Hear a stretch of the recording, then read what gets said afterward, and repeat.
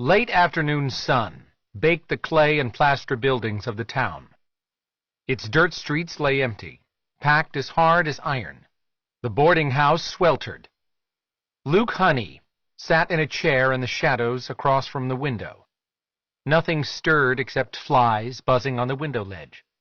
The window was a gap, bracketed by warped shutters, and it opened into a portal view of the blazing white stone wall of the cantina across the alley. Since the fist fight, he wasn't welcome in the cantina, although he'd seen the other 3 men he'd fought there each afternoon, drunk and laughing. The scabs on his knuckles were nearly healed. Every 2 days, one of the stock boys brought him a bottle. Today, Luke Honey was drinking good, strong Irish whiskey. His hands were clammy, and his shirt stuck to his back and armpits. A cockroach scuttled into the long shadow of the bottle and waited. An overhead fan hung motionless. Clerk Galtero leaned on the counter and read a newspaper gone brittle as ancient papyrus, its fibers sucked dry by the heat. A glass of cloudy water pinned the corner. Clerk Galtero's bald skull shone in the gloom, and his mustache drooped, sweat dripping from the tips and onto the paper. The clerk was from Barcelona, and Luke Honey heard the fellow had served in the French Foreign Legion on the Macedonian front during the Great War, and that he'd been clipped in the arm, and that was why it curled tight and useless against his ribs. A boy entered the house. He was black and covered with the yellow dust that settled upon everything in this place. He wore a uniform of some kind, and a cap with a narrow brim, and no shoes.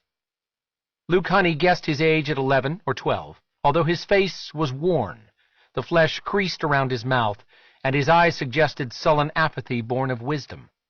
Here, on the edge of a wasteland, even the children appeared weathered and aged. Perhaps that was how Luke Honey himself appeared now that he'd lived on the plains and in the jungles for 7 years. Perhaps the land had chiseled and filed him down, too. He didn't know, because he seldom glanced at the mirror anymore. On the other hand, there were some, such as a Boer and another renowned hunter from Canada Luke Honey had accompanied on many safaris, who seemed stronger, more vibrant with each passing season, as if the dust and the heat, the cloying jungle rot and the blood they spilled fed them, bred them into a savage vitality. The boy handed him a telegram in a stiff white envelope with fingerprints all over it. Luke Honey gave him a 50-cent piece, and the boy left. Luke Honey tossed the envelope on the table. He struck a match with his thumbnail and lighted a cigarette. The light coming through the window began to thicken. Orange shadows tinged black slid across the wall of the cantina. He poured a glass of whiskey and drank it in a gulp. He poured another and set it aside. The cockroach fled under the edge of the table. 2 women descended the stairs, white women, perhaps English, certainly foreign travelers. They wore heavy Victorian dresses, equally staid bonnets, and sheer veils. The younger of the pair inclined her head toward Luke Honey as she passed. Her lips were thinned in disapproval. She and her companion opened the door and walked through its rectangle of shimmering brilliance into the furnace. The door swung shut. Clerk Galtero folded the newspaper and placed it under the counter. He tipped his glass toward Luke Honey in a sardonic toast. "The ladies complained about you. You make noise in your room at night. The younger one says, you cry out like a man in delirium. The walls are thin, and she cannot sleep, so she complains to me." "Oh, is the other one deaf, then?" Luke Honey smoked his cigarette with the corner of his mouth. He sliced open the envelope with a pocket knife and unfolded the telegram and read its contents. The letter was an invitation from one Mr. Liam Wellock, Esquire, to partake in an annual private hunt in Washington State. The hunt occurred on remote ancestral property, its guests designated by some arcane combination of pedigree and long-standing association with the host, or by virtue of notoriety in hunting circles. The telegram chilled the sweat trickling down his face. Luke Honey was not a particularly superstitious man. Nonetheless, this missive called with an eerie intimacy and struck a chord deep within him. awakened an instinctive dread that fate beckoned across the years, the bloody plains and darkened seas, to claim him. He stuck the telegram into his shirt pocket, then drank his whiskey. He poured another shot and lighted another cigarette and stared at the window. The light darkened to purple, and the wall faded, was almost invisible. "I have nightmares. Give the ladies my apologies." He'd lived in the boarding house for 3 weeks, and this was the second time he and Clerk Galtero had exchanged more than a word in passing. Galtero's brother Enrique managed the place in the evening. Luke Honey hadn't spoken to him much either. After years in the wilderness, he usually talked to himself. Clerk Galtero spilled the dregs of water on the floor and walked over with his queer, hitching step and poured the glass full of Luke Honey's whiskey. He sat in one of the rickety chairs. His good arm lay atop the table. His hands and arm were thickly muscled. The Legion tattoos had begun to elongate as his flesh loosened. "I know you," he said. "I've heard talk. I've seen your guns. Most of the foreign hunters wear trophies. Your friends, the other Americans, wear teeth and claws from their kills. We aren't friends. You're associates. I wonder, though, why you have come and why you stay. I'm done with the bush, that's all. This place is not so good for a man such as yourself. There is only trouble for you here." Luke Honey smiled, wryly.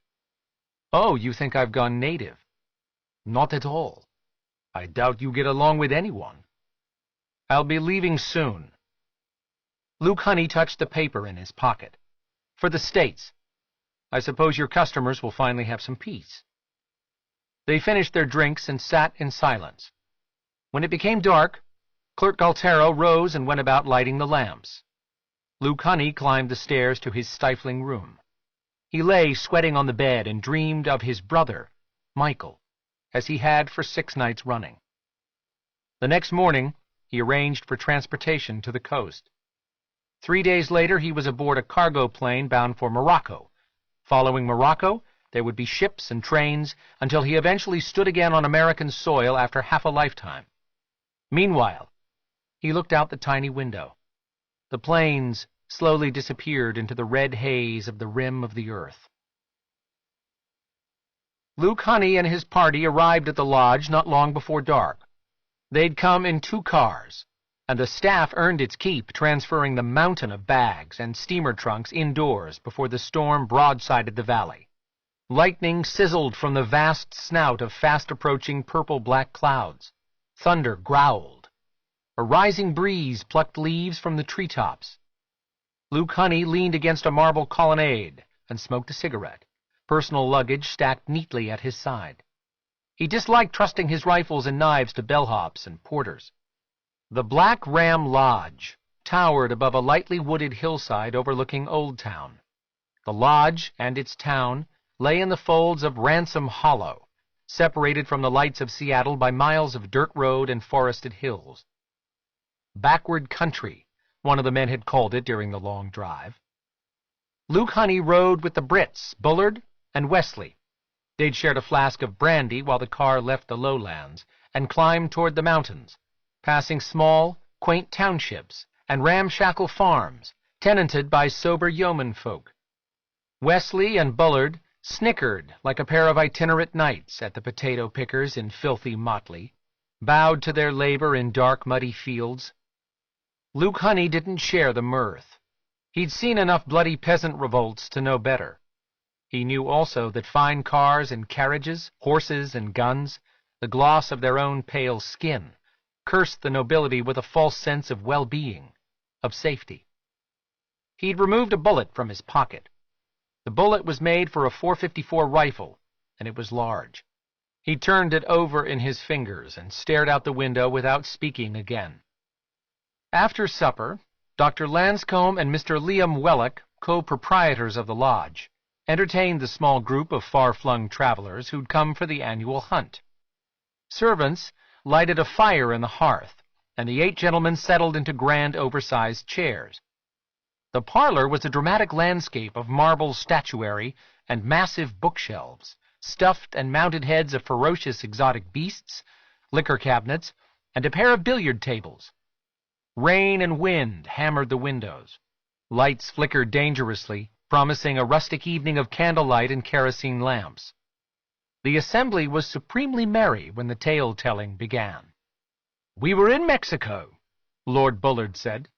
Lord Bullard hailed from Essex, a decorated former officer in the Queen's Royal Lancers, who'd fought briefly in the Boer War, but had done most of his time pacifying the Wogs in the Punjab.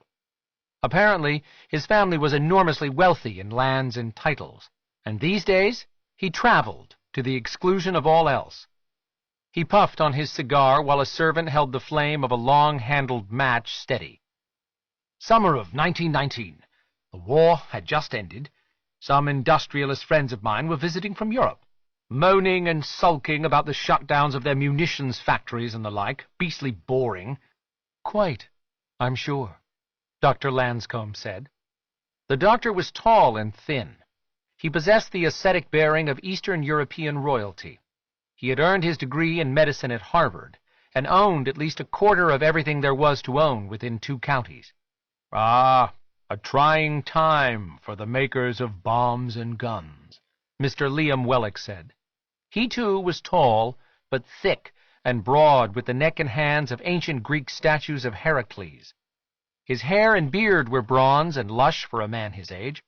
His family owned half again what the Lanscombes did, and reportedly maintained ancestral estates in England and France. "One would think there are enough territorial skirmishes underway to keep the coins flowing. The Balkans, for example, or Africa." "Exactly. It's a lack of imagination," Mr. Williams said. A bluff, weather-beaten rancher baron attired in Stetson boots, corduroys, and impressive buckle, a starched shirt with ivory buttons, and an immaculate Stetson hat. He drank Jack Daniels, kept the bottle on a dais at his side. He'd come from Texas with Mr. McAvoy and Mr. Briggs. McAvoy and Briggs were far more buttoned down in Brooks Brothers suits and bowlers, a banker and mine owner, respectively. Williams drained his whiskey and poured another, waving off the ever-hovering servant. "That's what's killing you boys. Trapped in the Renaissance. Can't run an empire without a little imagination. Besides, Germany is sharpening its knives," Mr. Briggs said. "Your friends will be cranking up the assembly lines inside of 5 years. Trust me, they've the taste for blood, those Krauts. You can't beat that out of them. My mistress is Bavarian, so I know." Lord Bullard thumped his cigar in the elegant pot near his foot. He cleared his throat. "Mexico City, 1919. Bloody hot. Miasma, thick and grey from smokestacks and chimneys of all those hovels they heap like ruddy anthills." "The smog reminded me of home," Wesley said. Wesley dressed in a heavy linen coat, and his boots were polished to a high gloss. His hair was slick and parted at the middle, and it shone in the firelight. When Luke Honey looked at him, he thought, Mr. Weasel. "A Mexican prince invited us to a hunt on his estate. He was conducting business in the city, so we laid over at his villa. Had a jolly time." Mr. Wesley said, "Tubs of booze and a veritable harem of randy strumpets. What was not to like? I was sorry when we departed for the countryside." "Who was it? Wes, you and me, and the chap from York, Cantwell? Cotter?" "Cantwell." "Yes, right then. The 3 of us were exhausted and chafed beyond bearing from frantic revels at the good prince's demesne, so we ventured into the streets to seek new pleasures." Which ironically constituted the pursuit of more liquor and fresh strumpets. "On the way from one particularly unsavory cantina to another, we were accosted by a ragtag individual who leaped at us from some occulted nook in an alley. This person was of singularly dreadful countenance, wan and emaciated, afflicted by wasting disease and privation. He smelled like the innards of a rotting sheep carcass, and his appearance was most unwelcome.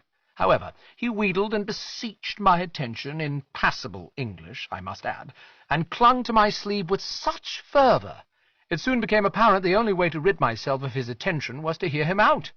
We were confounded upon learning this wretch was an expatriate American, Mr. Wesley said. Thunderstruck! Ye gods, Dr. Lanscombe said, this tale bears the trappings of a penny dreadful. More, gentlemen. The man's name was Harris. He'd once done columns for some paper and visited Mexico to conduct research for a story he never got around to writing. The entire tale of his fall from grace is long and sordid. It's enough to say he entered the company of disreputable characters, and took to wickedness and vice. The chap was plainly overjoyed to encounter fellow speakers of English, but we soon learned there was much more to this encounter than mere chance. He knew our names, where we intended to hunt, and other details I've put aside. It was uncanny, Mr. Wesley said. The man was obviously a grifter, Luke Honey said, from his spot near the hearth, where he'd been lazing with his eyes mostly shut and thinking with mounting sullenness that the pair of Brits were entirely too smug, especially Lord Bullard, with his gold-rimmed monocle and cavalry sabre. A spy. Did he invite you to a séance, to predict your fortune with a handful of runes? In fact, he did inveigle us to join him in a smoky den of cutthroats and thieves, where this ancient crone read the entrails of chickens, like the pagans read tarot cards. It was she who sent him into the streets to track us. Lord Bullard fixed Luke Honey with a bloodshot stare. Mock us as you will. It was a rare experience. Luke Honey chuckled and closed his eyes again. I wouldn't dream of mocking you. The Romans swore by the custom of gutting pigeons. Who am I to argue? Whom indeed? The crone scrabbled in the guts, muttering to herself, while Harrison crouched at her side, and Harrison translated. He claimed the hag dreamed of our arrival in the city for some time, and that these visions were driving her to aggravation. She described a black cloud obscuring the future. There was trouble awaiting us, and soon. Something about a cave. We all laughed, of course, just as you did, Mr. Honey. Lord Bullard smiled a wry, wan smile that accentuated the creases of his face, his hangdog mouth. Eventually we extricated ourselves and made for the nearest tap-room, and forgot the whole incident. The prince returned from his business and escorted us in style to a lavish country estate deep in the central region of the country. 12 of us gathered to feast at his table, and in the morning he released boars into the woods. 12, you say? Mr. Williams said, brows disappearing under his big hat. Well, sir, I hope one of you boys got a picture to commemorate the occasion. I need another belt to fortify myself in the face of this heckling, Lord Bullard said, snapping his fingers as the servant rushed over to fill his glass. The Englishman drained his glass and wagged his head for another. To the point, then. We shot 2 boars and wounded another, the largest of them, a prize pig, that one, with tusks like bayonets and the smoothest, blackest hide. Cantwell winged the brute, but the boar escaped, and we were forced to spend the better part of 2 days tracking it through a benighted jungle. The blood trail disappeared into a mountain honeycombed with caves. Naturally, honor dictates pursuing wounded quarry and dispatching it. Alas, a brief discussion with the prince and his guides convinced us of the folly of descending into the caverns. The system extended for many miles, and was largely uncharted. No one of any sense attempted to navigate them. We determined to return home, satisfied with the smaller boars. The great white hunters balked at the precipice of the unknown, Luke Honey said. Thank God Cabot and Drake couldn't see you fellows quailing in the face of fear. Lord Bullard spluttered, and Mr. Wesley rose quickly, hand on the large ornamented pistol he wore holstered under his coat. He said, I demand satisfaction. His smile was sharp and vicious, and Luke Honey had little doubt the man yearned for moments such as these. Dr. Lanscombe smoothly interposed himself, arms spread in a placating manner. Gentlemen, this isn't the Wild West. There'll be no dueling on these premises. Mr. Wesley, you're among friends. Please relax and have another drink. Mr. Honey, as for you, perhaps a bit of moderation is in order." "You may be correct," Luke Honey said, casually sliding his revolver back into its shoulder holster. He looked at Mr. Williams, who nodded approvingly, and handed him the rapidly diminishing bottle of Jack Daniels. Luke Honey took a long pull while staring at Mr. Wesley. Mr. Wesley sat, folding himself into the chair with lethal grace, but continued to smile through small, crooked teeth. "Go on, Arthur. You were getting to the good part." Lord Bullard wiped his red face with a handkerchief. His voice scarcely above a mutter, he said, "An American named Henderson had other ideas, and he convinced 2 Austrians to accompany him into the caves, while the rest of us made camp for the night. The poor fools slipped away and were gone for at least an hour before the rest of us realized what they'd done. We never saw any of them again. There was a rescue mission. The Mexican army deployed a squadron of expertly trained and equipped mountaineers to investigate, but hard rains came and the tunnels were treacherous, full of rock slides and flood water. It would have been suicide to persist, and so our comrades were abandoned to their fates. This became a local legend, and I've reports of peasants who claimed to hear men screaming from the caves on certain lonely nights directly before a storm." The men sat in uncomfortable silence, while the windows rattled and the wind moaned in the flue. Mr. Liam Wellock eventually stood and went to a bookcase. He retrieved a slim, leather-bound volume and stood before the hearth, book balanced in one hand, a crystal goblet of liquor in the other. "As you may or may not know, Ian's grandfather and mine were among the founders of this town. Most of the early families arrived here from places like New York and Boston, and a few from California when they discovered the Golden State not quite to their taste. The Black Ram itself has gone through several incarnations since it was built as a trading post by a merchant named Caldwell Ellis in 1860, on the eve of that nasty business between the Blue and the Gray.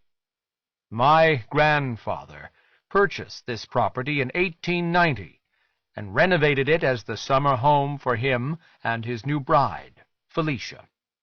Much of this probably isn't of much interest to you, so I'll not blather on about the trials and tribulations of my forebears, nor how this grand house became a lodge. For now, let me welcome you into our most sacred tradition, and we wish each of you good fortune on the morrow." Dr. Lanscombe said,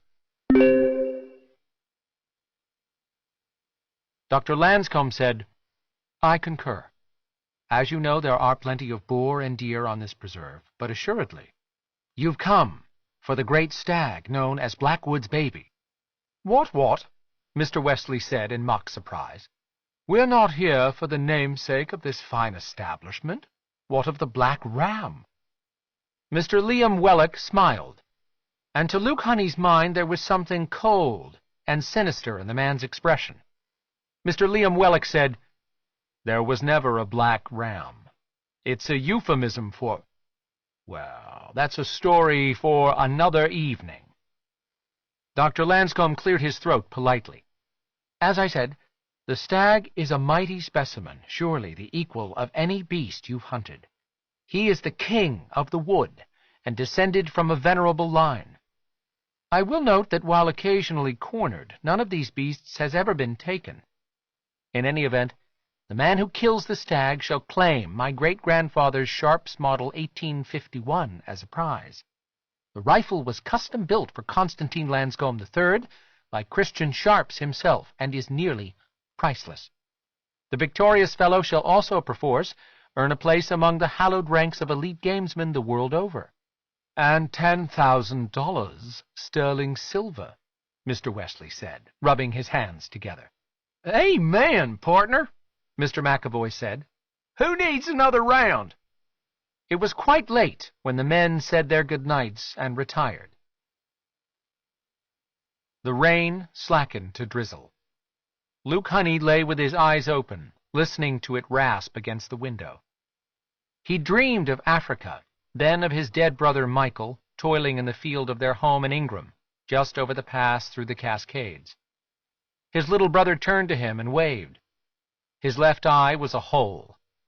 Luke Honey had awakened with sick fear in his heart. While the sky was dark, he dressed and walked downstairs and outside to the barn. The barn lay across the muddy drive from the lodge. Inside, stable hands drifted through the silty gloom, preparing dogs and horses for the day ahead. He breathed in the musk of brutish sweat and green manure, gun oil and oiled leather, the evil stink of dogs swaggering in anticipation of murder. He lighted a cigarette and smoked it, leaning against a rail while the air brightened from black to gray. "There you are, mate." Mr. Wesley stepped into the barn and walked toward Luke Honey. He wore workmanlike breeches, a simple shirt, and a bowler. He briskly rolled his sleeves. Luke Honey didn't see a gun, although Mr. Wesley had a large knife slung low on his hip. He smiled and tapped the brim of his hat, and then tried to put out the Brit's eye with a flick of his flaming cigarette.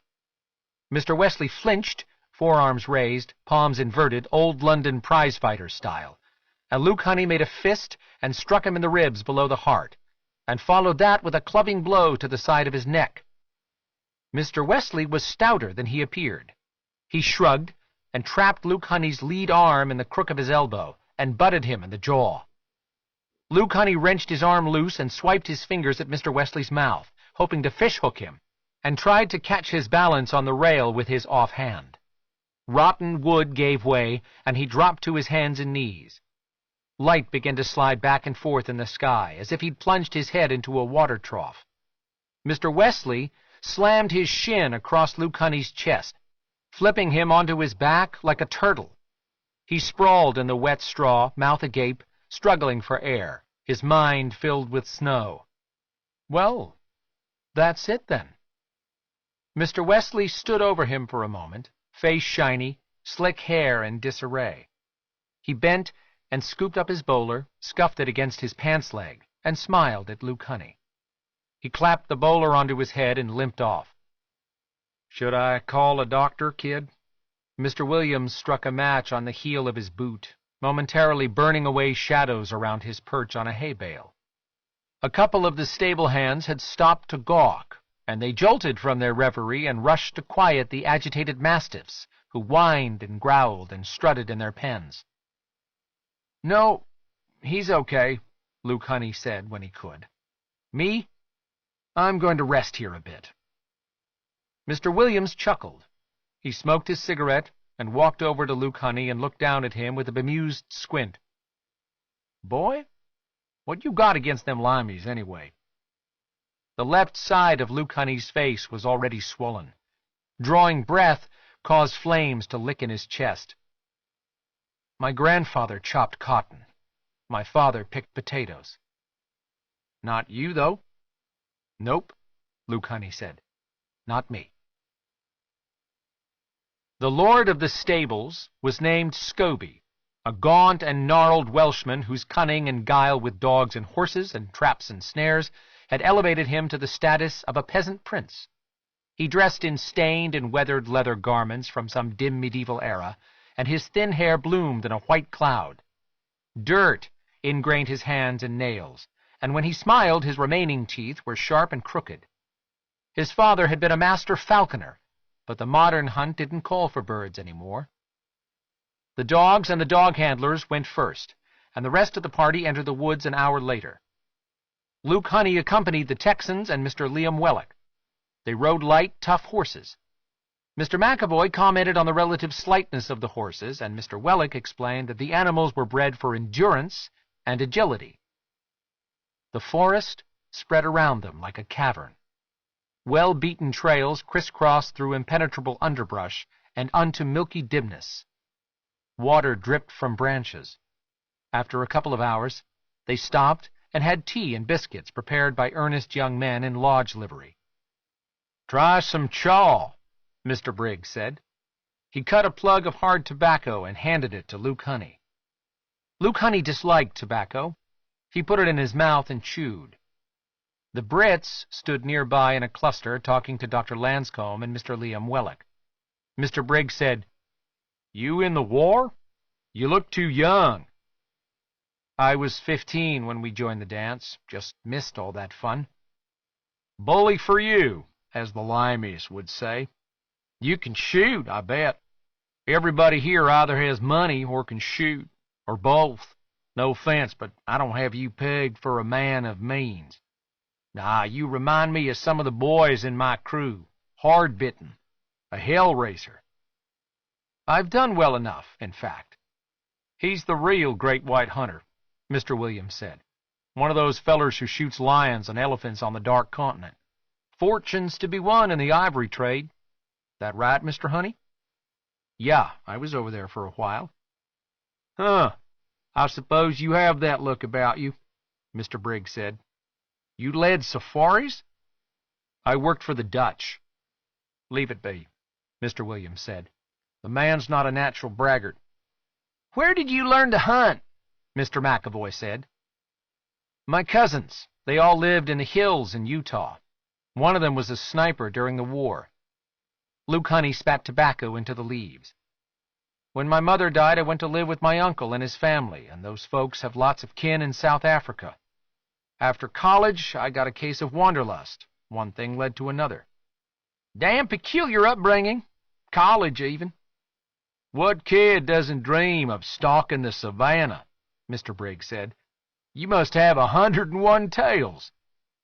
"Surely, after that kind of experience, this trip must be rather tame," Mr. McAvoy said. "Hear, hear," Mr. Briggs said. "Give up the ivory trade for a not-so-likely chance to bag some old stag in dull-as-dirt USA? 10,000 sterling silver buys a lot of wine and song, amigos," Mr. Williams said. "Besides, who says the kids quit anything?" "Well, sir, I am shut of the business." "Why's that?" Mr. Briggs said. Luke Honey wiped his mouth. "One fine day I was standing on a plain with the hottest sun you can imagine beating down. Me and some other men had set up a crossfire and plugged maybe 30 elephants from this enormous herd. The skinners got to work with their machetes and axes. Meanwhile, I got roaring drunk with the rest of the men. A newspaper flew in a photographer on a biplane. The photographer posed us next to a pile of tusks. The tusks were stacked like cordwood, and there was blood and flies everywhere. I threw up during one of the pictures. The heat and the whiskey, I thought. They put me in a tent for a couple of days while a fever fastened to me. I ranted and raved, and they had to lash me down. You see, I thought the devil was hiding under my cot, that he was waiting to claim my soul. I dreamt my dear dead mother came and stood at the entrance of the tent. She had soft, magnificent wings folded against her back. White light surrounded her. The light was brilliant. Her face was dark and her eyes were fiery. She spat on the ground, and the tent flaps flew shut, and I was left alone in darkness. The company got me to a village where there was a real doctor who gave me quinine, and I didn't quite die." "Are you saying you quit the safaris because your mother might disapprove from her cloud in heaven?" Mr. Briggs said. "Nope. I'm more worried she might be disapproving from an ice floe in hell." In the afternoon, Lord Bullard shot a medium buck that was cornered by Scobie's Mastiff pack. Luke Honey and Mr. Williams reined in at a remove from the action. The killing went swiftly. The buck had been severely mauled prior to their arrival. Mr. Wesley dismounted and cut the animal's throat with his overlarge knife, while the dog sniffed around and pissed on the bushes. "Not quite as glorious as ye olden days, eh?" Mr. Williams said. He took a manly gulp of whiskey from his flask and passed it to Luke Honey. Luke Honey drank, relishing the dark fire coursing through his bloody teeth. German nobles still use spears to hunt boars. "I wager more than one of those old boys gets his manhood torn off on occasion." "It happens." Luke Honey slapped his right thigh. "When I was younger and stupider, I was gored. Hit the bone." Luckily, the boar was heart-shot, stone dead when it struck me, so I didn't get ripped in two. "Damn," Mr. Williams said. Mr. Briggs and Mr. McAvoy stared at Luke Honey with something akin to religious awe. "Spears?" Mr. Briggs said. "Did you bring one?" "Nope. A couple of rifles, my .45, and some knives. I travel light." "I'm shocked the Limeys put up with the lack of foot servants," Mr. Briggs said. "I doubt any of us are capable of understanding you, Mr. Honey," Mr. Williams said. "I'm beginning to think you may be one of those rare mysteries of the world." An hour before dusk, Scobie and a grimy boy in suspenders and no shirt approached the hunters while they paused to smoke cigarettes, drink brandy, and water the horses. Scobie said, "Arlen here came across sign of a large stag yonder a bit. Fair knocked the bark from the trees with its antlers, right, boy?" The boy nodded and scowled as Scobie tousled his hair. "The boy has a keen eye. How long were the tracks?" The boy gestured, and Lord Bullard whistled in astonishment. Mr. Williams snorted and fanned a circle with his hat to disperse a cloud of mosquitoes. "We're talking about a deer, not a damn buffalo." Scobie shrugged. "Blackwood's baby is twice the size of any buck you've set eyes on, I'll reckon." "Pshaw!" Mr. Williams cut himself a plug and stuffed it into his mouth. He nudged his roan sideways, disengaging from the conversation. "I say, let's have it this stag," Mr. Wesley said, to which Lord Bullard nodded. "Damn tootin'! I'd like a crack at the critter," Mr. Briggs said. "The dogs are tired, and it's late," Scobie said. "I've marked the trail so we can find it easy tomorrow." "Bloody hell!" Lord Bullard said. "We've light yet. I paid my wage to nab this beastie, so I say lead on." "Easy now," Mr. Wellick said. "Night's on us soon, and these woods get very, very dark. Crashing about is foolhardy, and if Master Scobie says the dogs need rest, then best to heed his word." Lord Bullard rolled his eyes. "What do you suggest, then?" Scobie said, "Camp is set around the corner. We've got hunting shacks scattered along these trails. I'll kennel the hounds at one and meet you for another go at daybreak."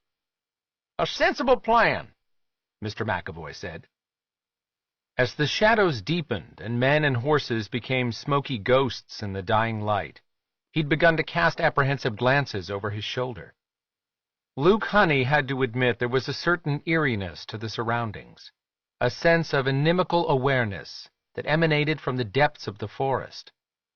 He noted how the horses flared their nostrils and shifted skittishly. There were boars and bears in this preserve, although he doubted any lurked within a mile after all the gunfire and barking.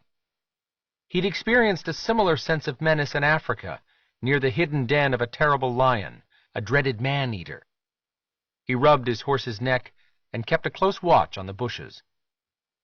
Mr. Lanscombe clasped Scobie's elbow. "Once you've seen to the animals, do leave them to the lads. I'd enjoy your presence after supper." Scobie looked unhappy.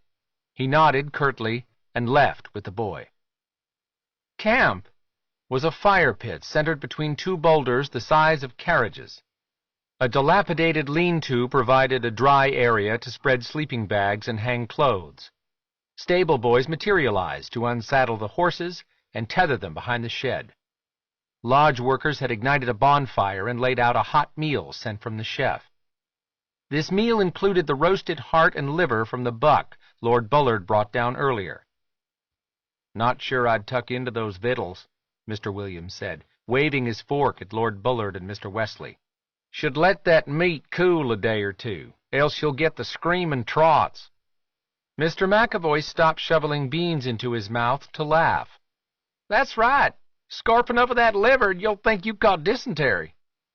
Lord Bullard spooned a jellified chunk of liver into his mouth. "Bollocks! 30 years afield in the muck and the mud with boot leather and ditch water for breakfast. My intestines are made of iron. Wes?" "You've got the right of it," Mr. Wesley said. although sans his typical enthusiasm. He'd set aside his plate but half finished, and now nursed a bottle of Laphroaig. Luke Honey shucked his soaked jacket and breeches, and warmed his toes by the fire with a plate of steak, potatoes, and black coffee. He cut the meat into tiny pieces because chewing was difficult. It pleased him to see Mr. Wesley favoring his own ribs whenever he laughed. The Englishman, doughty as he was, seemed rather sickly after a day's exertion. Luke Honey faintly hoped he had one foot in the grave. A dank mist crept through the trees, and the men instinctively clutched blankets around themselves and huddled closer to the blaze. And Luke Honey saw that everyone kept a rifle or pistol near to hand. A wolf howled not too far off, and all eyes turned toward the darkness that pressed against the edges of firelight. The horses nickered softly. Dr. Lanscombe said, "Hark, my cue. The wood we now occupy is called Wolfvale, and it stretches some 50 miles north to south. If we traveled another 12 miles due east, we'd be in the foothills of the mountains. Wolfvale is, some say, a cursed forest. Of course, that reputation does much to draw visitors." Dr. Lanscombe lighted a cigarette. "What do you think, Master Scobie?" "The settlers considered this an evil place," Scobie said, emerging from the bushes, much to the consternation of Mr. Briggs, who yelped and half drew his revolver. "No one logs this forest. No one hunts here, except for the lords and foolish desperate townies. People know not to come here because of the dangerous animals that roam. These days it's the wild beasts, but in the early days it was mostly Bill." "Was Bill some rustic lunatic?" Mr. Briggs said. "We Texans know the type," Mr. Williams said with a grin. "Oh, no, sirs.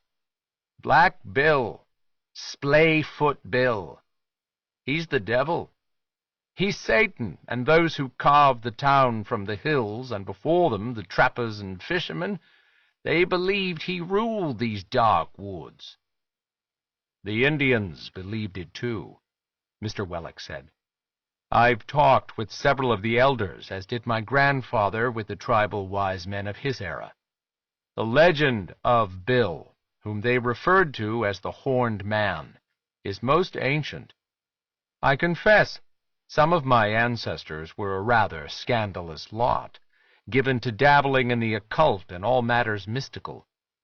The town library's archives are stuffed with treatises composed by the more adventurous founders, and myriad accounts by landholders and commoners alike regarding the weird phenomena prevalent in Ransom Hollow." Scobie said, "Aye, many a village child vanished, and grown men and women, too. When I was wee, my father brought us in by dusk and barred the door tight until morning. Everyone did.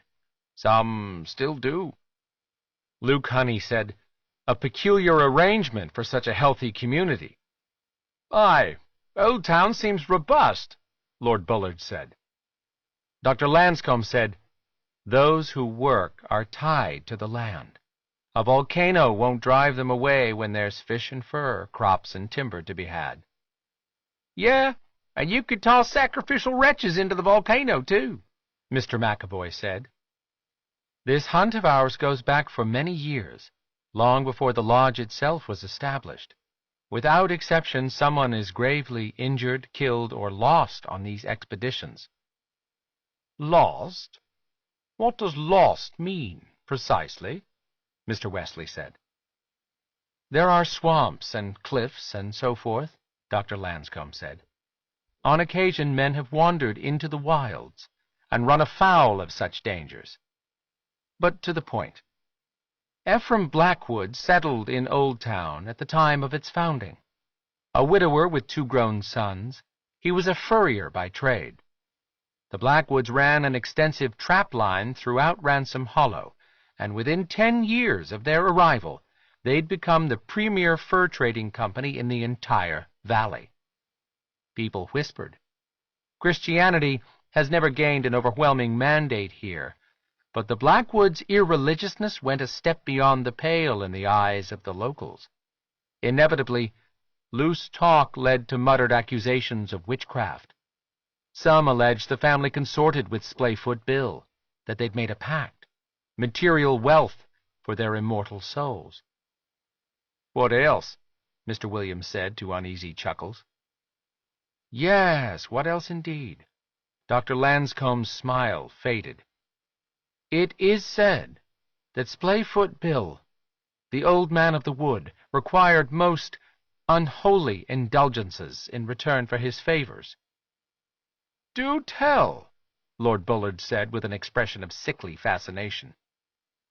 "The devil takes many forms, and it is said he is a being devoted to pain and pleasure.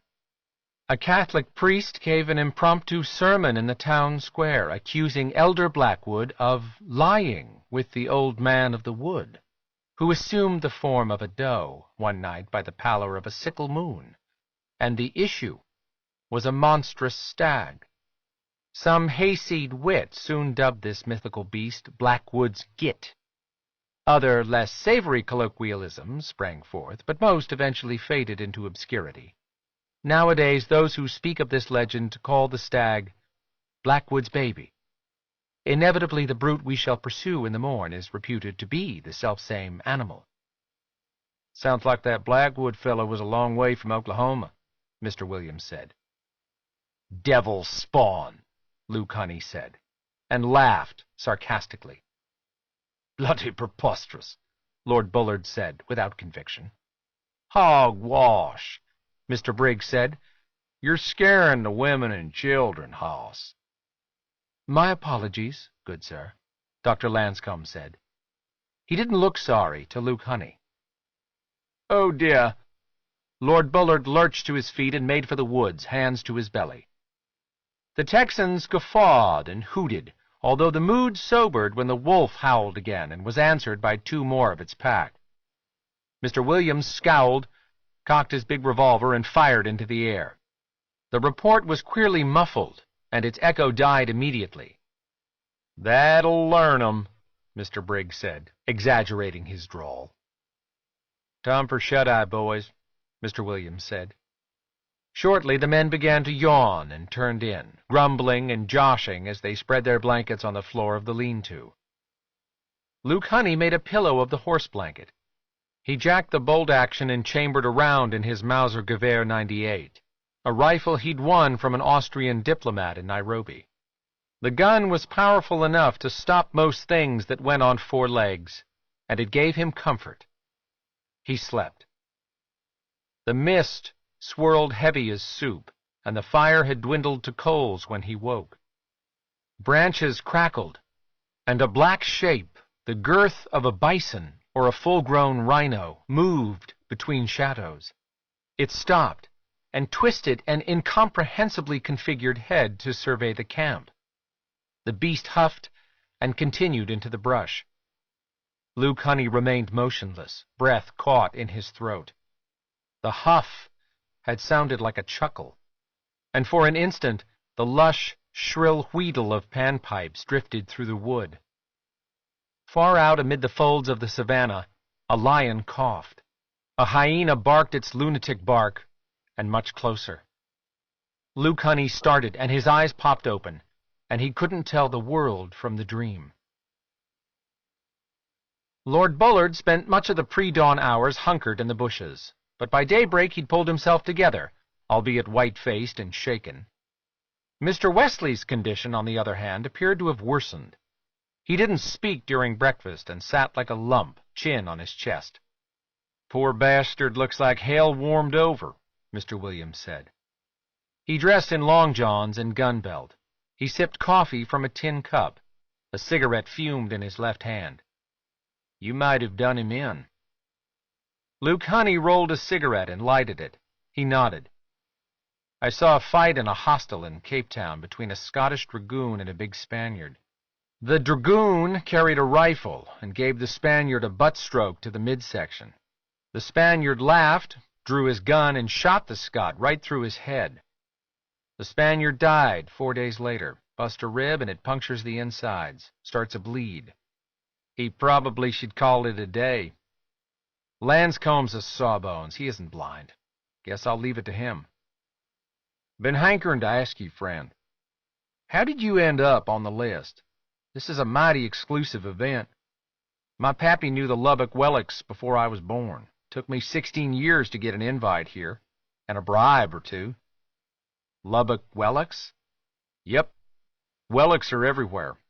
More of them than you can shake a stick at. Nevada, Indiana, Massachusetts. Bunch of foreign states, too. Their granddads threw a wide loop, as my pappy used to say. My parents lived east of here, over the mountains. Dad had some cousins in Ransom Hollow. They visited occasionally. I was a kid, and I only heard bits and pieces. The men all got liquored up and told tall tales. I heard about the stag, decided I'd drill it when I got older. Here you are, sure enough. Why? I know you don't give a whit about the rifle, or the money. How do you figure? The look in your eyes, boy. You're afraid. A man like you's afraid.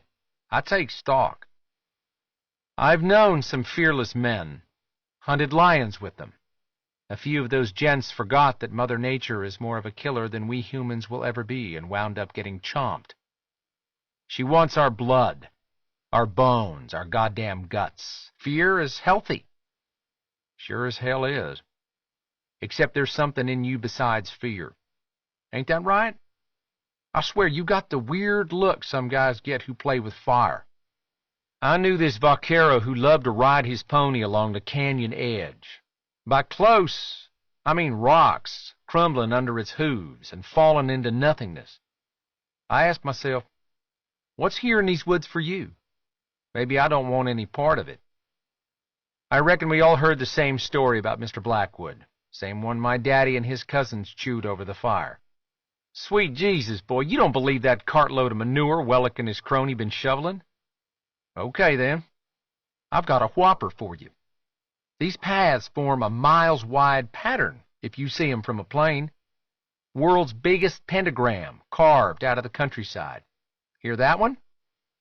Luke Honey smiled dryly and crushed the butt of his cigarette underfoot. Mr. Williams poured out the dregs of his coffee. He hooked his thumbs in his belt. My Uncle Greg came here for the hunt in '16.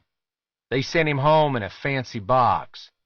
The Black Ram Lodge is first class, all the way. Stag get him? The rancher threw back his head and laughed. He grabbed Luke Honey's arm. There were tears in his eyes. Oh, you are a coward, kid. You really do buy into that mumbo-jumbo horse pucky. Greg spotted a huge buck moving through the woods and tried to plug it from the saddle. His horse threw him, and he split his head on a rock. Damn fool. In other words, the stag got him. Mr. Williams squeezed Luke Honey's shoulder. Then he slackened his grip and laughed again. Yeah, maybe you're on to something. My pappy liked to say this family's cursed. We sure had our share of untimely deaths.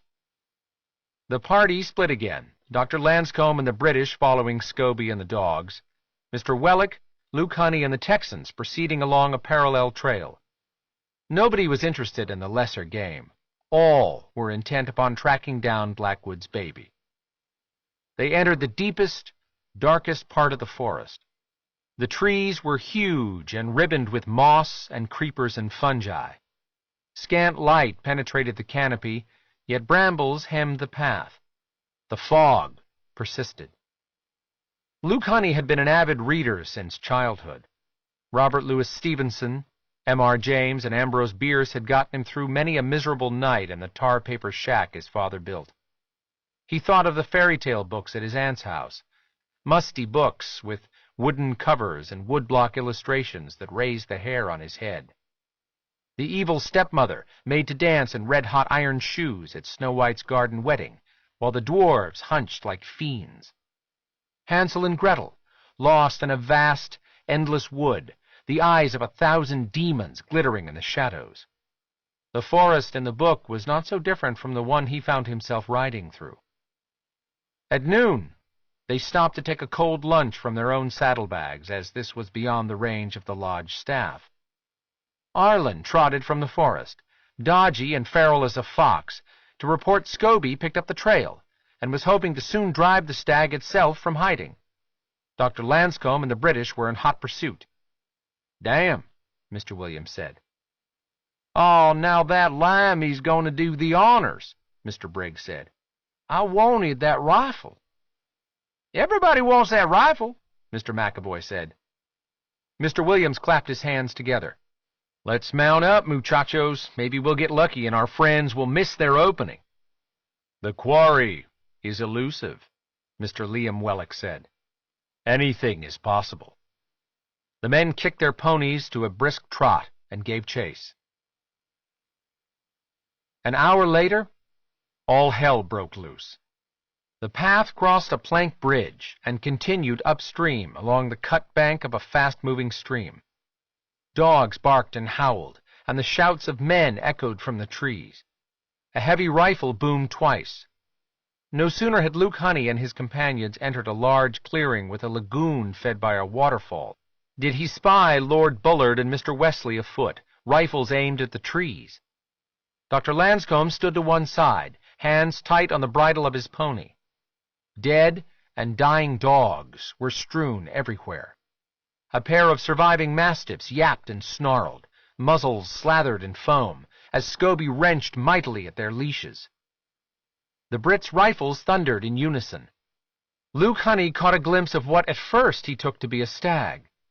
Yet something was amiss about the shape as it bolted through the trees and disappeared. It was far too massive, and it moved in a strange, top-heavy manner. Lord Bullard's horse whinnied and galloped blindly through the midst of the gawking Americans. It missed Luke Honey and Mr. Williams, collided with Mr. McAvoy, and knocked his horse to the ground. The banker cursed and vaulted from the saddle, landing awkwardly. His horse staggered upright, while Mr. Wesley's mount charged away into the mist in the opposite direction. Mr. Briggs yelled and pulled at the reins of his mount as it crow-hopped all over the clearing. "What the hell was that?" Williams said, expertly controlling his horse as it half-reared, eyes rolling to the whites. "Wellick?" Mr. Liam Wellick had wisely halted at the entrance and was supremely unaffected by the debacle. "I warned you, gentlemen. Blackwood's baby is no tender doe." Mr. McAvoy had twisted an ankle. He sat on a rock while Dr. Lanscombe tended him. Scobie calmed his mastiffs and handed their leashes to Mr. Liam Wellick. He took a pistol from his coat and walked among the dogs, who lay scattered and broken along the bank of the lagoon and in the bushes. He fired the pistol 3 times. No one spoke. They rubbed their horses' necks and stared at the blood smeared across the rocks and at the savaged corpses of the dogs. Scobie began dragging them into a pile. A couple of flasks of whiskey were passed around, and everyone drank in morbid silence. Finally, Mr. Williams said, "Bullard, what happened here?"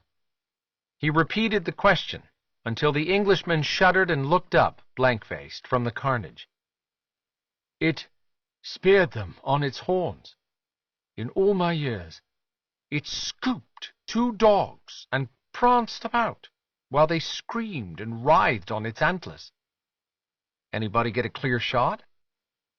"I did," Mr. Wesley said. He leaned on his rifle like an old man. "Thought I nicked the bugger." "Surely I did." He coughed, and his shoulders convulsed. Dr. Lanscombe left Mr. McAvoy and came over to examine him. Mr. Liam Wellick took stock. 2 horses gone. 5 dogs killed. Mr. McAvoy's ankle is swelling nicely, I see. Doctor, what of Mr. Wesley?" Dr. Lanscombe listened to Mr. Wesley's chest with a stethoscope. "This man requires further medical attention.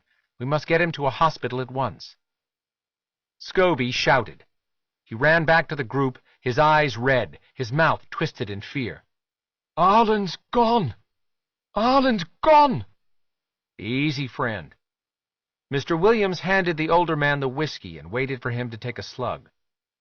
You mean that boy of yours?" Scobie nodded. "He climbed a tree when the beast charged our midst. Now he's gone." "He probably ran away," Mr. Briggs said. "Can't say as I blame him." "No." Scobie brandished a soiled leather shoe. "This was lying near the tracks of the stag."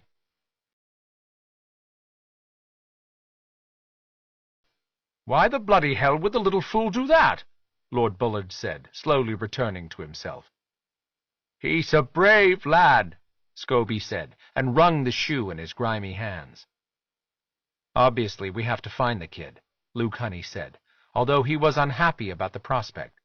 If anything, the fog had grown thicker. "We have 4 hours of light, maybe less." "It's never taken the dogs," Scobie said so quietly Luke Honey was certain no one else heard. There was a brief discussion regarding logistics, where it was decided that Dr. Lanscombe would escort Mr. Wesley and Mr. McAvoy to the prior evening's campsite. It would be impossible to proceed much farther before dark. The search party would rendezvous with them and continue on to the lodge in the morning. Luke Honey volunteered his horse to carry Mr. Wesley, not from a sense of honor, but because he was likely the best tracker of the bunch and probably also the fleetest of foot. They spread into a loose line, Mr. Liam Wellick and Mr. Briggs ranging along the flanks on horseback, while Luke Honey, Scobie, and Mr. Williams formed a picket. Mr. Williams led his horse. By turns, each of them shouted Arlen's name. Initially, pursuit went forth with much enthusiasm, as Lord Bullard had evidently wounded the stag. Its blood splattered fern leaves and puddled in the spaces between its hoof prints, and led them away from the beaten trails into brush so thick Luke Honey unsheathed his Barlow knife and hacked at the undergrowth. Mosquitoes attacked in swarms. The light dimmed, and the trail went cold. A breeze sighed, and the ubiquitous fog swirled around them, and tracking soon became a fruitless exercise. Mr. Liam Wellick announced an end to the search on account of encroaching darkness. Mr. Williams and Luke Honey stopped to rest upon the exposed roots of a dying oak tree and take a slug from Mr. Williams' hip flask. The rancher smoked a cigarette. His face was red, and he fanned away the mosquitoes with his hat. "Greg said this is how it was." "Your uncle, the one who died?" "Yeah, on the second go-round. The first time he came home and talked about a disaster. Horse threw a feller from a rich family in Kansas and broke his neck. I reckon everybody knows what they're getting into coming to this place." "I'm not sure of that at all." "You think you know what evil is until you look it in the eye. That's when you really cotton to the consequences. Ain't no fancy shooting iron worth any of this." "Too early for that kind of talk." "The hell it is.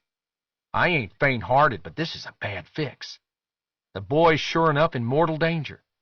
Judging what happened to them dogs, we might be in trouble." Luke Honey had no argument with that observation, preoccupied as he was with how the fog hung like a curtain around them, how the night abruptly surged upon them, how every hair of his body stood on end. He realized his companion wasn't at his side. He called Mr. Williams' name, and the branches creaked overhead. An unearthly stillness settled around him as he pressed his hand against the rough and slimy bark of a tree. He listened as the gazelle at the water-hole listened for the predators that deviled them. He saw a muted glow ahead, the manner of light that seeped from certain fog banks on the deep ocean and in the depths of caverns. He went forward, groping through coils of mist, rifle held aloft in his free hand. His racing heart threatened to unman him. Luke Honey stepped into a small grove of twisted and shaggy trees.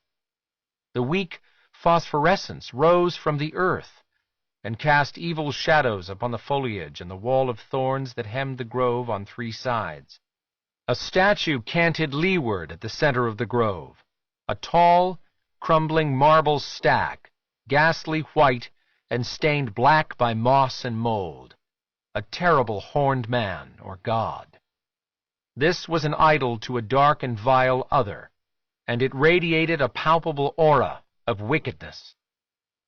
The fog crept into Luke Honey's mouth trickled into his nostrils and his gorge rebelled. Something struck him across the shoulders. He lost balance, and all the strength in his legs drained, and he collapsed and lay supine, squashed into the wet earth and leaves by an imponderable force. This force was the only thing keeping him from sliding off the skin of the earth into the void. He clawed the dirt. Worms threaded his fingers. "Get behind me, devil," he said. The statue blurred and expanded, shifting elastically. The statue was so very large, and its cruel shadow pinned him like an insect, and the voices of its creators, primeval troglodytes who dwelt in mud huts and made love in the filth and offered their blood to long-dead gods, whispered obscenities, and images unfolded in his mind. He threshed and struggled to rise. A child screamed. The cry chopped off. A discordant vibration rippled over the ground and passed through Luke Honey's bones. A hideous clash of cymbals and shrieking reeds reverberated in his brain. His nose bled. "Fresh blood is best," the statue said, although it was Luke Honey's mouth that opened and made the words. "Baby blood, boy-child blood, rich, red, sweet, rare boy blood. What, little man, what could you offer the Lord of the Dark? What, you feeble fly?" His jaw contorted, manipulated by invisible fingers. His tongue writhed at the bidding of the other. A choir of corrupt angels sang from the darkness all around, a song sweet and repellent, and old as Melville's sea and its inhabitants. Sulphurous red light illuminated the fog, and impossible shapes danced and capered as if beamed from the lens of a magic lantern. Luke Honey turned his head sideways in the dirt and saw his brother hoeing in the field. He saw himself as a boy of 14 struggling with loading a single-shot .22, and the muzzle flash, exactly as Michael leaned in to look at the barrel. Luke Honey's father sent him to live in Utah, and his mother died shortly thereafter, a broken woman. The black disk of the moon occulted the sun. His massive .416 Rigby boomed, and a bull elephant pitched forward and crumpled, its tusks digging furrows in the dirt. Mother stood at the entrance of the tent, wings charred, her brilliant nimbus dimmed to reddish flame. Arlen regarded him from the maze of thorns, his face slack with horror. "Take me instead," Luke Honey said through clenched teeth, "and be damned." "You're already mine, Lucas." The other cackled in lunatic merriment. The music, the fire, the singing, all crashed and stopped. Mr. Williams leaned over him, and Luke Honey almost skewered the man. Mr. Williams leaped back, staring at the Barlow knife in Luke Honey's fist. "Sorry, boy. You were having a fit. Laughing like a crazy man." Luke Honey clambered to his feet and put away the knife. He scooped up his rifle and brushed leaves from his clothes. The glow had subsided, and the two men were alone, except for the idol, which hulked, a terrible lump in the darkness. "Sweet baby Jesus," Mr. Williams said. "My uncle told me about these damn things, too. Said rich townies that weren't followers of Christ, to put it politely, had 'em shipped in and set up here and there across the estate. Gods from the old world. There are stories about rituals in the hills, animal sacrifices and unnatural relations. Stories like our host told us about the Blackwoods. To this day, folks with money and an interest in ungodly practices come to visit these shrines." "Let's get away from this thing," Luke Honey said. "Amen to that." Mr. Williams led the way, and they might have wandered all night, but someone fired a gun to signal periodically, and the two men stumbled into the firelight of camp as Mr. Liam Wellick and Mr. McAvoy were serving a simple dinner of pork and beans. By unspoken agreement, neither Luke Honey or Mr. Williams mentioned the vile statue. Luke Honey retreated to the edge of the camp, eyeing Mr. Liam Wellick and Dr. Lanscombe. As lords of the estate, there could be no doubt they knew something of the artifacts and their foul nature. Were the men merely curators, Or did they partake of corrupt ceremonies by the dark of the moon? He shuddered and kept his weapons close. Dr. Lanscombe and Lord Bullard had wrapped Mr. Wesley in a cocoon of blankets. Mr. Wesley's face was drawn, his eyes heavy-lidded. Lord Bullard held a brandy flask to his companion's lips and dabbed them with a handkerchief after each coughing jag. "Lord Almighty," Mr. Williams said as he joined Luke Honey, a plate of beans in his hand. "I reckon he's off to the happy hunting grounds any minute now." Luke Honey ate his dinner and tried to ignore Mr. Wesley's groans and coughs, and poor Scobie, mumbling and rocking on his heels, a posture that betrayed his rude lineage of savages who went forth in ochre paints and limed hair, and wailed at the capriciousness of pagan gods. There were no stories around the fire that evening, and later it rained. Mr. Wesley was dead in the morning. He lay stiff and blue upon the lean-to floor. Dr. Lanscombe covered him with another blanket and said a few words. Lord Bullard wept inconsolably and cast hateful glances at Luke Honey. "Lord Almighty," was all Mr. Williams could repeat. The big man stood near the corpse, hat in hand. "The forest is particularly greedy this season," Mr. Liam Wellock said. "It has taken a good Christian fellow and an innocent child, alas." "Hold your tongue, Mr. Wellock." Scobie's face was no less contorted in grief and fury than Lord Bullard's. He pointed at Mr. Liam Wellock. "My grandson lives, and I swear to uproot every stone and every tree in this God-forsaken forest to find him." Mr. Liam Wellock gave Scobie a pitying smile. "I'm sorry, my friend. You know as well as I that the odds of his surviving the night are slim. The damp and cold alone—" "We must continue the search."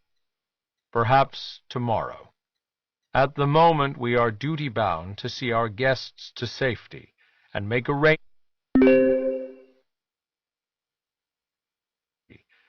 arrangements for the disposition of poor Mr. Wesley's earthly remains."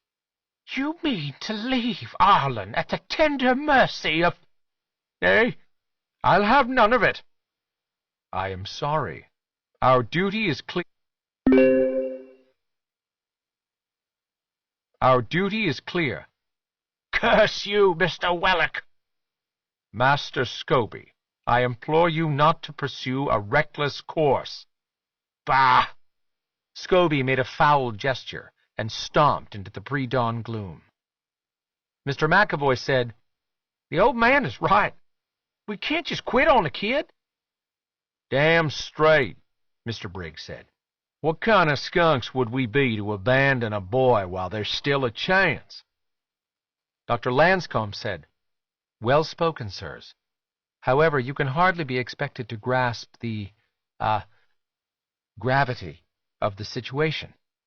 I assure you Arlen is lost. Master Scobie is on a quixotic mission. He won't find the lad anywhere in Wolfvale. In any event, Mr. McAvoy simply must be treated at a hospital lest his ankle grow worse. I dislike the color of the swelling." "Surely it does no harm to try," Mr. Briggs said. "We tempt fate by spending another minute here," Mr. Liam Wellock said. "And to stay after sunset. This is impossible, I'm afraid."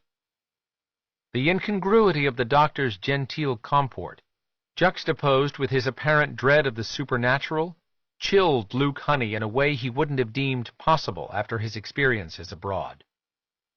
"Tempt fate," Mr. Briggs said. "Not stay after sunset? What the hell is that supposed to mean, Wellock? Boys, can you make heads or tails of this foolishness?" "He means we'd better get ourselves shut of this place," Mr. Williams said. "Bloody right," Lord Bullard said. "This is a matter for the authorities." Mr. Briggs appeared dumbfounded. "Well, don't this beat all? Luke, what do you say?" Luke Honey lighted a cigarette. "I think we should get back to the lodge. A dirty shame, but that's how I see it." "I don't believe this." "Me neither. Mr. McAvoy said. His leg was elevated, and his cheeks shone with sweat. His ankle was swaddled in bandages. "Wish I could walk, damn it!" "You saw what that stag did to the dogs," Lord Bullard said. "There's something unnatural at work, and I've had quite enough, thank you." He wiped his eyes and looked at Luke Honey. "You'll answer for Wes." "Don't think you won't." "Easy there, partner," Mr. Williams said. Luke Honey nodded. "Well, Mr. Bullard, I think you may be correct. I'll answer for your friend. That reckoning is a bit farther down the list, but it's on there." "This is no time to bicker," said Mr. Liam Wellick. "Apparently we are in agreement." "Not all of us," Mr. Briggs said, glowering. "Since we are in agreement, let's commence packing. We'll sort everything out when we return to the house." "What about Scobie?" Mr. Briggs said. "Master Scobie can fend for himself," Mr. Liam Wellick said, his bland, conciliatory demeanor firmly in place. "As I said, upon our return we will alert the proper authorities. Sheriff Peckham has some experience in these matters." Luke Honey didn't believe the sheriff or anybody else would be combing these woods for one raggedy kid any time soon. The yearly sacrifice had been accomplished. This was the way of the world. This was its beating heart and panting maw.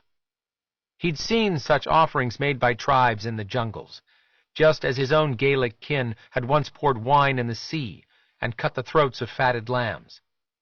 If one looked back far enough, all men issued from the same wellspring, and every last one of them feared the dark, as Mr. Liam Wellick and Dr. Lanscombe and their constituency in Ransom Hollow surely did.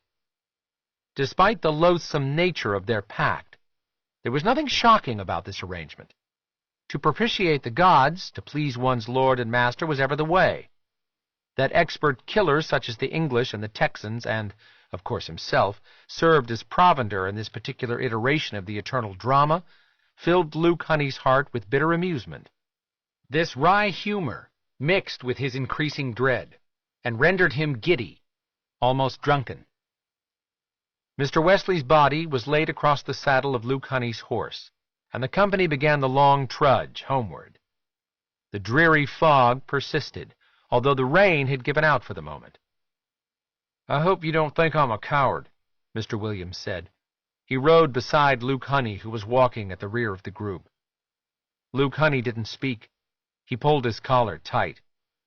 "My mama raised me as a God-fearing boy. There's real evil, Mr. Honey.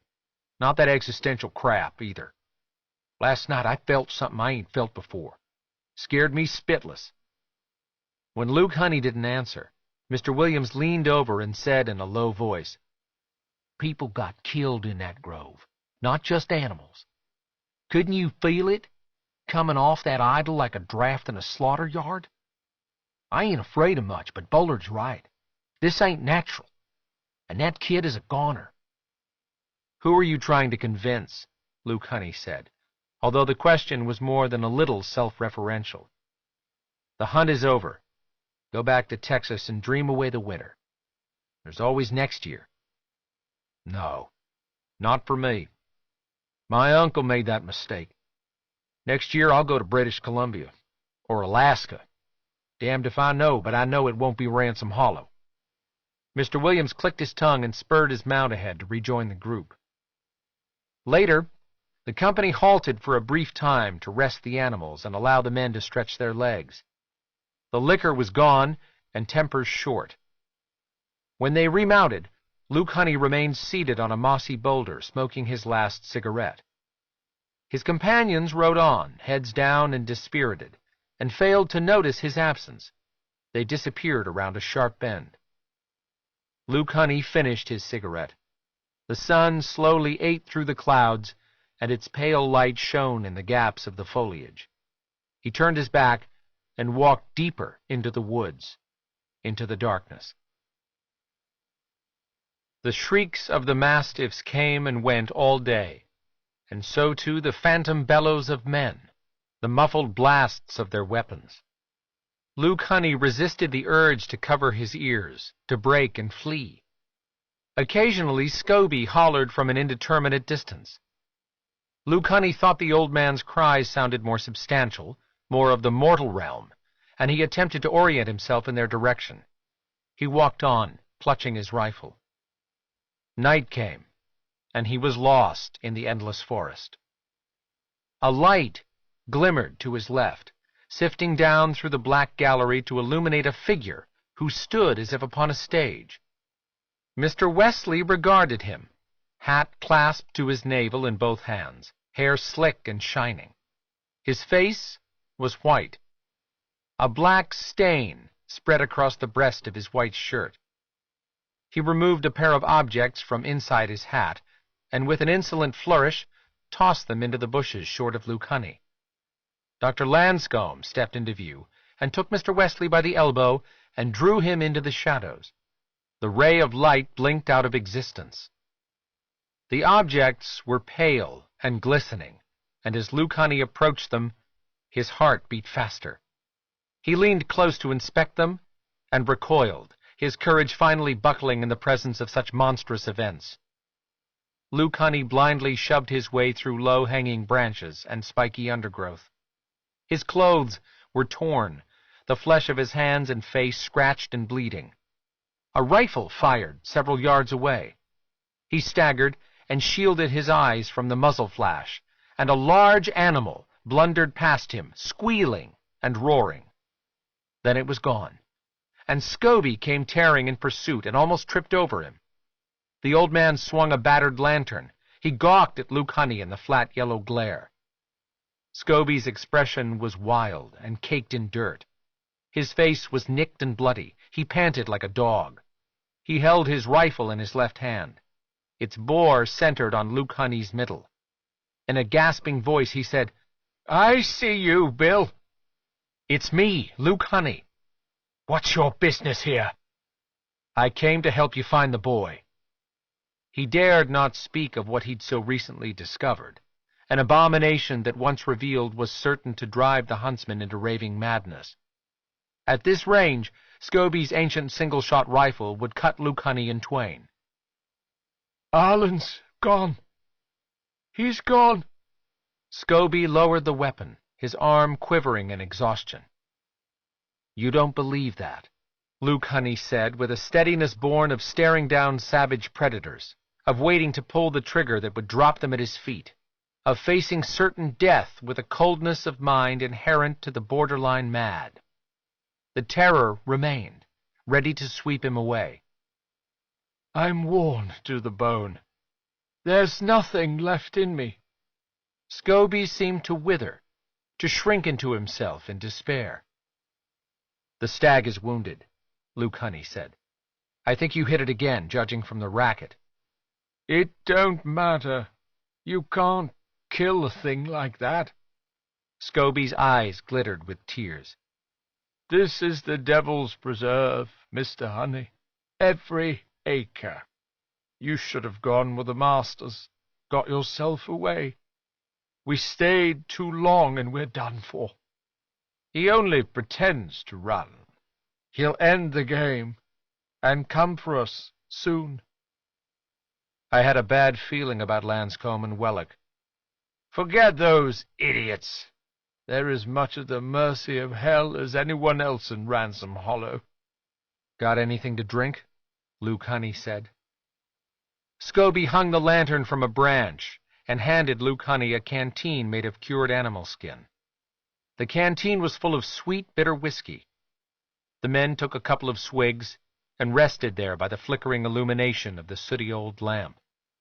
Luke Honey built a fire. They ate jerky and warmed themselves as the dank night closed in ever more tightly. Much later, Scobie said, "It used to be worse. My grandsire claimed some of the more devout folk would drag girls from their homes and cut out their innards on them stone tablets you'll find under a tree here or there." His wizened face crinkled into a horridly mournful smile. "And my mother, she whispered that when she was a babe, Black Bill was known to creep through the yards of honest folk while they slept. She heard his nails tapping on their cottage door one night." Luke Honey closed his eyes. He thought again of Arlen's pitiful small hands, severed at the wrists and discarded in the brush, a pair of soft, dripping flowers. He heard his companion rise stealthily and creep away from camp. He slept, and awakened to the old man kneeling at his side. Scobie's face was hidden in shadow. Luke Honey smelled the oily steel of a knife near his own neck. The man reeked of murderous intent. He wondered where Scobie had been, what he had done. Scobie spoke softly. "I don't know what to do. I'm a man of God." "Yet here we are. Look who you serve." "No, Mr. Honey. The hunt goes on, and I don't matter none. Your presence ain't my doing. You bought your ticket. I come because somebody's got to stand up. Somebody's got to put a bullet in the demon." "The price you've paid seems steep as hell, codger." Scobie nodded.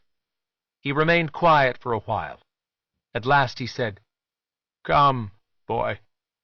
You must come with me now. He's waiting for us.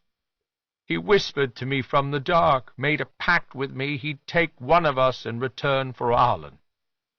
I promised him you, God help me. It's a vile oath, and I'm ashamed." "Oh, Scobie." Luke Honey's belly twisted and churned. "You know how these things turn out, you poor, damned fool." "Please don't make me beg you, Mr. Honey. Don't make me. Do what's right for that innocent boy. I know the Lord's in your heart." Luke Honey reached for Scobie's arm and patted it. "You're right about one thing. God help you." They went. There was a clearing, its bed layered with muck and spoiled leaves. Unholy symbols were gouged into the trees, brands so old they'd fossilized. It was a killing ground of antiquity, and Scobie had prepared it well. He'd improvised several torches to light the shallow basin with a ghastly reddish glare. Scobie took several steps and uttered an inarticulate cry, a glottal exclamation held over from his ancestors. He half-turned to beckon, and his face was transformed by shock when Luke Honey smashed the butt of his rifle into his hip and sent him stumbling into the middle of the clearing. Luke Honey's eyes blurred with grief, and Michael's shade materialized there, his trusting smile disintegrating into bewilderment, then inertness. The cruelness of the memory drained Luke Honey of his fear. He said with dispassion, "My hell is to testify. Don't you understand? He doesn't want me. He took me years ago." Brush snapped. The stag shambled forth from the outer darkness. It loomed above Scobie, its fur rank and steaming. Black blood oozed from gashes along its flanks. Beneath a great jagged crown of antlers, its eyes were black, its teeth yellow and broken. Scobie fell to his knees, palms raised in supplication. The stag nuzzled his matted hair, and its long tongue lapped at the muddy tears and the streaks of drying blood upon the man's upturned face. Its muzzle unhinged. The teeth closed, and there was a sound like a ripe cabbage cracking apart. Luke Honey slumped against the bole of the oak, the rifle a dead, useless weight across his knees, and watched.